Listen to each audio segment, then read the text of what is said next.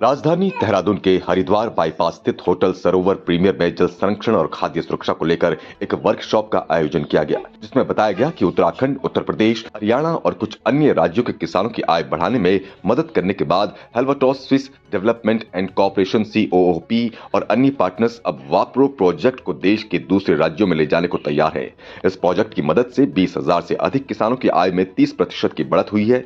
रासायनिक उर्वरकों पर निर्भरता कम हुई है और फसलों को दिए जाने वाले पानी की मात्रा में काफी बचत हुई है। ये 5 साल लंबा प्रोजेक्ट 2018 में शुरू किया गया था, जिसका उद्देश्य फसल उत्पादकता में बढ़त, पशुओं के उत्पादन में सुधार, लागत में कमी लाना और किसानों की आय बढ़ाना है। ये project LT foods, Jain irrigation, बायोर और कोस्टल सैलिनिटी प्रिवेंशन सेल ने मिलकर शुरू किया था। आज परिणाम सबके सामने है। इस प्रोजेक्ट की बदौलत किसानों ने 30% कम पानी के खपत और जैविक खेती पद्धतियों का पालन करके बेहतर उपज हासिल की है।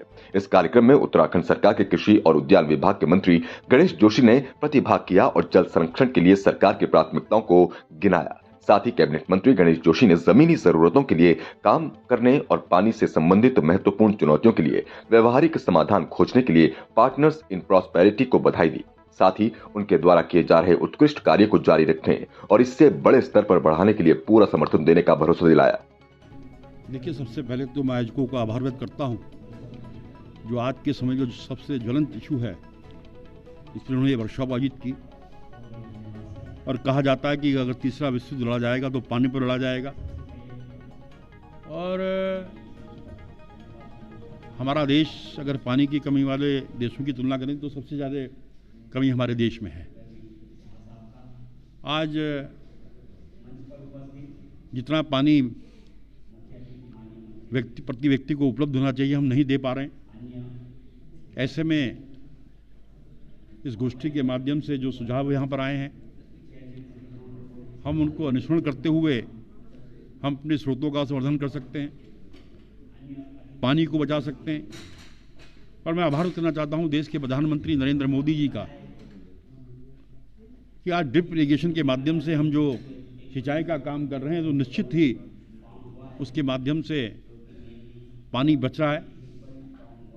हमारी सरकार ने संकल्प लिया है कि 2025 में जब हमारा राज्य 25 साल का होगा, हम हॉर्टिकल्चर के क्षेत्र में, हम एग्रीकल्चर के क्षेत्र में किसानों की आय को दुगना करेंगे। इसके लिए हम अनुसंधान कर रहे हैं, नई नई टेक्निक का इस्तेमाल कर रहे हैं और लोगों को हम जागृत कर रहे हैं कि आप, क्योंकि आज हमारे यहाँ पहाड़ी क्षेत्रों में सबसे बड़ी जो समस्या है कि बंदरों की है। वो आदमी की जो हमारी फसल है उसका नुकसान करते हैं। इसके लिए हमने कहा कि आप कीवी लगाइए, कीवी को बंदर नहीं खाता है। और कीवी 200-250 रुपये किलो बिकता है। हम अखरोट के लिए प्रोत्साहित कर रहे हैं। हम एप्पल मिशन के माध्यम से किसानों की आय दुगनी करने के लिए हम प्रयास कर रहे हैं। पहले जहां एप्पल मिशन में मात्र 4 करोड़ रुपये मिलते थे, मैं आभार व्यक्त करना चाहता हूं माननीय मुख्यमंत्री जी का, इस बार हमने 12 करोड़ का प्रावधान किया है। कीवी के लिए हमने 18 करोड़ का प्रावधान किया है।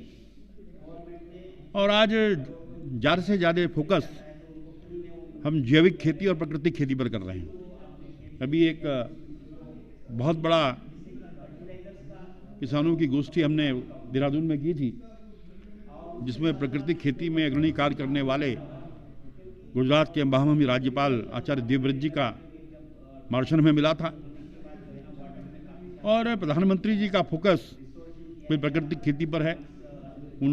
2023 को उन्होंने मिलेट ईयर्स घोषित किया है। आज हमारे जो मोटे अनाज हैं, जिनको कभी कोई पूछता नहीं था, आज उसकी हमें सही कीमत मिल रही है। और इस दिशा में हम पशुपालन विभाग के साथ, क्योंकि प्राकृतिक खेती में किसान के पास गाय का होना बहुत ज़रूरी है। और कल ही एक कार्यक्रम देहरादून में था, जिसमें पशुपालन मंत्री केंद्र बालियान जी थे। हमने उनसे अनुरोध किया है कि किसी योजना के तहत हमें कुछ पशुधन उपलब्ध कराया जाए, ताकि हम किसानों को दें और जो किसानों को आय दुगना करने का हमने संकल्प लिया उसको पूरा कर सकें।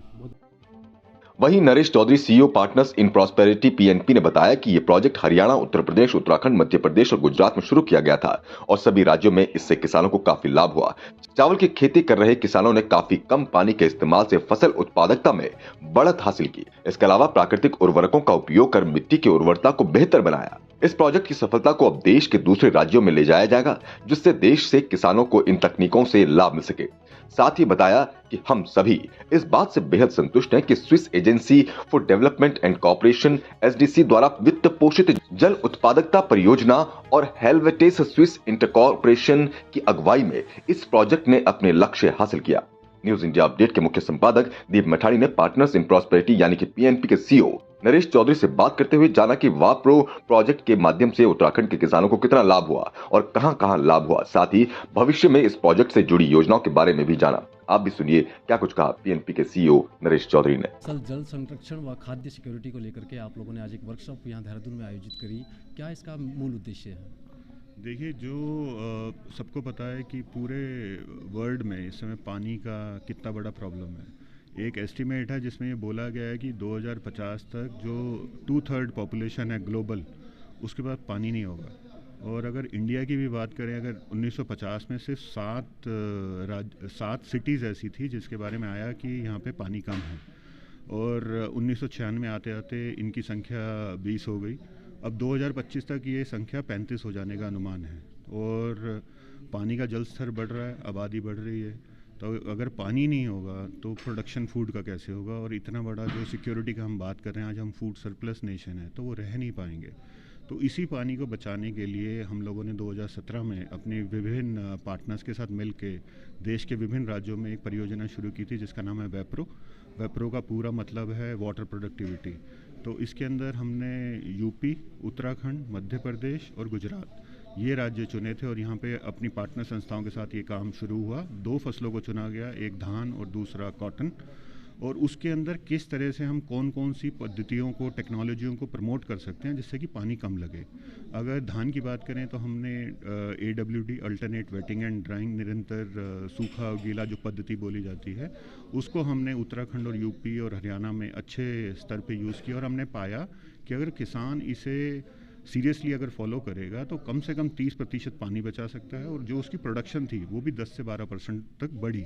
अब ये रिजल्ट्स हमने डॉक्यूमेंट किए हैं, पूरा इस पर शोध हुआ है, रिसर्च हुआ है, और हम चाहते हैं कि इसे आने वाले टाइम में हम देश के विभिन्न राज्यों में इसको स्केल अप करें, इसको इम्प्लीमेंट करें। उसी के चलते हुए हमने अभी पीछे 15,000 हेक्टेयर में AWD का एक प्रोजेक्ट यहाँ पे शुरू किया है, और हमारा लक्ष्य है कि अगले साल के अंत तक इसे 2 लाख हेक्टेयर तक ले जाने का देश के विभिन्न राज्यों में। आज का जो ये इवेंट है, ये एक्चुअली सारे पार्टनर संस्थाएं यहाँ पे आई हैं। डोनर्स जो जिन लोगों ने इसमें इन्वेस्ट किया है वो लोग भी ऑनलाइन रहे हैं इसमें, और सारी संस्थाएं 2017 से लेकर 2022 तक उन्होंने अपने अपने क्षेत्रों में क्या किया, क्या आउटकम रहा, चैलेंजेस क्या फेस हुए और इम्पैक्ट क्या रहा, उसको वो यहाँ पे साझा करेंगे। एक पॉलिसी डायलॉग है और उसके अंदर के जो की टेक अवे हैं, जैसे कि मैं आपको एक पॉलिसी में बताता हूँ। हरियाणा गवर्नमेंट का एक बहुत हिस्टोरिकल डिसीजन था कि जो धान की बुआई होती थी वो जून में होती थी, तो हरियाणा गवर्नमेंट ने पॉलिसी बनाई, लॉ बनाया कि वो जून में ना होकर जुलाई में होगी। और उसको करने का रीज़न ये था कि जुलाई में होने से वो रेन फेड रहेगा, बारिश पे निर्भर रहेगा, उसको ज़मीन का पानी नहीं लेना पड़ेगा। तो इसी को हमने ग्राउंड के ऊपर सारे किसानों पे इससे मिल के कितना पानी लगा, कितना पानी बचा, उसके ऊपर एक रिसर्च किया। तो आज वो पॉलिसी डॉक्यूमेंट तैयार है, और हम चाहते हैं कि इसे दूसरे राज्यों की सरकारें भी देखें और समझें कि इस तरह का एक छोटा सा पॉलिसी डिसीजन कितना पानी वहाँ बचा सकता है। नहीं तो अगर आपको पता हो, हरियाणा के अंदर कुरुक्षेत्र जिसके किसान आज यहाँ आए हुए हैं, एक ऐसा जगह है जो पूरे वर्ल्ड में जहाँ ग्राउंड का जो वाटर टेबल है सबसे नीचे है, इंडिया में नहीं पूरे वर्ल्ड में। तो वहाँ पे आप सोचिए कितना बड़ा इम्पैक्ट है कि धान भी हो रहा है लेकिन उसे बारिश पे निर्भर किया गया और इस पे नहीं। दूसरा, ड्रिप और फ्लड, ये जो 2 तरह का इरिगेशन है, उसमें कितना पानी बच सकता है। बैताल घाट में हमने डगवेल बनाया, उसको करने का पॉलिसी लेवल के ऊपर एक सीधा सा मकसद ये है कि आप कैनाल वाटर की इरिगेशन पे मत रहिए। अगर कभी बारिश आएगी, टूटेगा, पानी वेस्ट होगा, अगर आप इस तरह के डगवेल बनाते हैं उससे आप सिंचाई भी कर सकते हैं लिफ्ट इरिगेशन से, और इनसे आप रिचार्ज भी कर सकते हैं, क्योंकि वो कुआं टाइप का है तो आप उससे पानी आएगा, जब भी आएगा आप रिचार्ज कर सकते हैं। वाटर हार्वेस्टिंग पे ज़्यादा फोकस। वाटर हार्वेस्टिंग, वाटर बचाना, पानी को बचाना, क्योंकि देखिए कृषि है, कृषि की जो फसलें हैं उनको आप नहीं चेंज कर सकते, क्योंकि अगर आपको धान चाहिए, यहाँ के लोग खाते हैं, गेहूँ खाते हैं, तो आप उनकी हैबिट नहीं चेंज कर सकते। बट येस, अब नई नई टेक्नोलॉजीज आ रही हैं, तो उसमें 3 चीज़ों की ज़रूरी है। एक पॉलिसी गवर्नमेंट की तरफ से, इच्छा शक्ति, दूसरी टेक्नोलॉजी नई नई जो आ रही हैं, और तीसरा किसान का उनको अपने दिल से अपनाना। अगर ये 3 चीज़ें सही हो जाएं ग्राउंड पे, तो हम जो चाह रहे हैं या जो आज समय की मांग है वो पूरी हो सकती है। सर, वेप्रो के संग भारत सरकार कितनी सहयोगी साबित होगी? वेप्रो जैसे मैंने कहा 2017 में, क्योंकि इसकी एक अतिशीघ्र आवश्यकता थी सभी जगहों पे, और इसके लिए कुछ डोनर्स का भी इंतज़ाम हो गया था, तो पार्टनर्स सहयोगी संस्थाओं के साथ मिलके हमने इसका इम्प्लीमेंटेशन शुरू किया।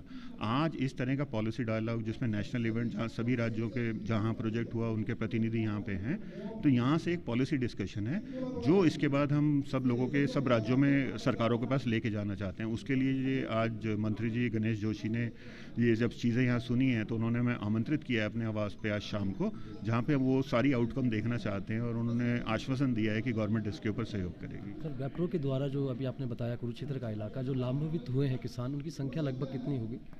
हमारे इस प्रोजेक्ट में तकरीबन सभी राज्यों का अगर मिला 20,000 किसान हैं जिनको इस प्रोजेक्ट ने टारगेट किया है। बट ये जैसे मैंने बोला, एक बड़े छोटे स्तर पे काम किया गया था, क्योंकि हमने भी अपने रिजल्ट निकालने थे, डेटा निकालना था, वो अब निकाल लिया गया है। अब सारी संस्थाओं, जो पार्टनर सहयोगी संस्थाएं हैं, उनसे बात हो रही है कि इसको एक बड़े लेवल पे स्केल अप कैसे कर सकते हैं, उसकी तैयारी। उत्तराखंड की अगर बात की जाए तो ये एक पहाड़ी राज्य है, यहाँ आप कैसे देखते हैं कि जल संरक्षण पहाड़ों में किस तरह किया जा सकता है? देखिए, उत्तराखंड की अगर बात करें, यहाँ का आज की डेट में सबसे बड़ा समस्या है पलायन। अगर आप पहाड़ी क्षेत्रों की बात करें तो सरकारी और दूसरी रिपोर्ट्स कहती हैं कि तकरीबन 40% लोगों ने पलायन कर लिया है। पलायन करने का मेन उद्देश्य ये, कहीं पानी नहीं रहा, कहीं ज़मीन भूमि खराब हो गई, और कहीं जो नई जनरेशन आई उनका कृषि में रुचि नहीं थी, तो वो दूसरी जगहों पे चले गए। जो तराई वाले क्षेत्र हैं, तराई वाले क्षेत्रों में हमारा मानना यह है कि यहाँ पे ग्राउंड वाटर की अच्छी उपलब्धता है, पर इन लोगों को उसे एक कंजर्वेटिव तरीके से उस पानी को यूज़ करना है, उसको खुला यूज़ नहीं करना, उसमें रिचार्ज की भी वो रखना है, क्योंकि अगर आप सिर्फ निकालेंगे और वापस ज़मीन में नहीं डालेंगे तो ये तो लाइक अ बैंक बैलेंस थोड़े दिन में ख़त्म हो जाएगा।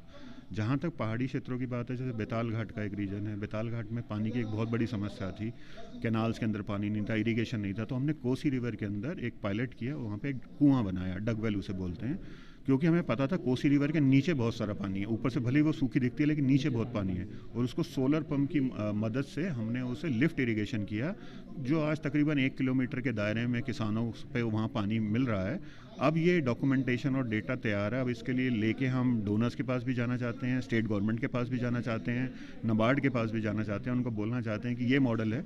अब ये कोसी का इतना बड़ा क्षेत्र है, अगर हम इसे हर जगह पे इस तरह से डगवेल बनाएं तो किसान जो पानी से जूझ रहे हैं वो नहीं जूझेंगे।